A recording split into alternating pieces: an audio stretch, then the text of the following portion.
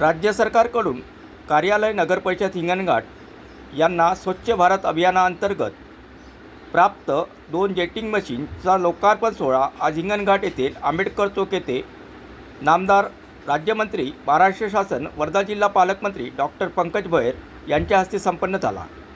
यावेळी विधानसभा क्षेत्राचे आमदार समीर कुनावार प्रामुख्याने या कार्यक्रमाला उपस्थित होते। यावेळी डॉक्टर बाबासाहेब आंबेडकर यांच्या पुतळ्याच्या परिसराची राज्यमंत्री पंकज भोयर यांनी आमदार समीर कुनावार यांच्यासह पाहणी करून अधिकाऱ्याकडून माहिती जाणून घेतली। डॉक्टर बाबासाहेब आंबेडकर पुतळा परिसरात सौंदर्यीकरण विस्तार व इतर बाबीकरिता 1 कोटीचा निधी राज्य सरकारकडून देण्यात आला आहे। स्वच्छ भारत अभियानाअंतर्गत राज्य सरकारकडून हिंगणघाट नगरपालिकेला आवश्यकतेच्या दृष्टीने 7,75,00,000 रुपयात 2 वाहने प्राप्त झाली असून या वाहनाद्वारे मल्लवाहिन्या, भूमिगत गटार व मल संकलन केंद्राची स्वच्छता करण्यात येणार आहे। याचा लोकार्पण सोहळा आज डॉक्टर बाबासाहेब आंबेडकर पुतळा परिसरात संपन्न झाला। त्याचबरोबर डॉक्टर बाबासाहेब आंबेडकर पुतळा परिसर पाहणी दौरा डॉक्टर पंकज भोयर व समीर कुनावार यांनी केला व आपले मत स्पष्ट केले व आवश्यक ते दिशानिर्देश अधिकाऱ्यांना यावेळी देण्यात आले। या कार्यक्रमाकरिता आठवले गटाचे विजय आगलाबे तसेच नगरपरिषद हिंगणघाटचे मुख्य अधिकारी प्रशांत उरकुडे, सतीश अंबोरे, कार्यकारी अभियंता सार्वजनिक बांधकाम विभाग वर्धा प्रशांत धमाने, उप अभियंता सार्वजनिक बांधकाम उपविभाग हिंगणघाट यांच्यासह पुतळा समितीचे सर्व पदाधिकारी सदस्य व त्याचबरोबर मान्यवर उपस्थित होते।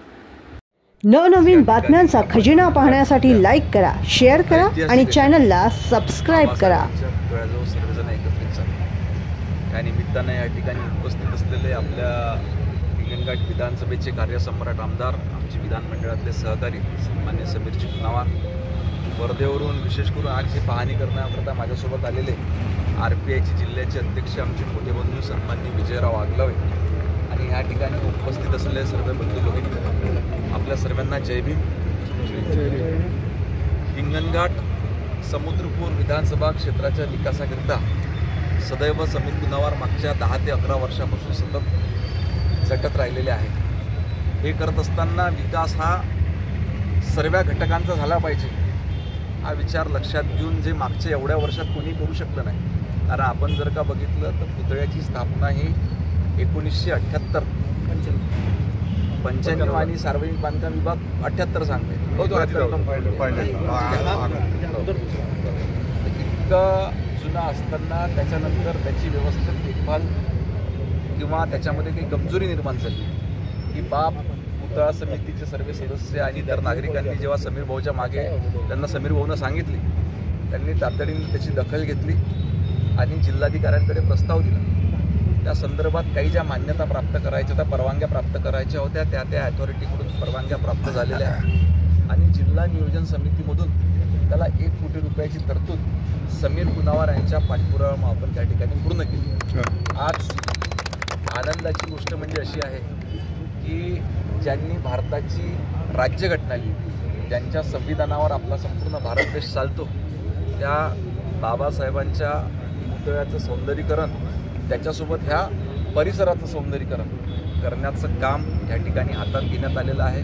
मी आल्यानंतर काही लोकांनी मागणी केली की भाऊ याच्यानंतर जर का अजून निधीची कमतरता पडली तर निश्चितपणे आपण तो देखील निधी त्या ठिकाणी उपलब्ध व्हावा आणि या माध्यमातून एक चांगला संदेश संपूर्ण आंबेडकरी जनता आणि सर्वांपर्यंत गेला पाहिजे।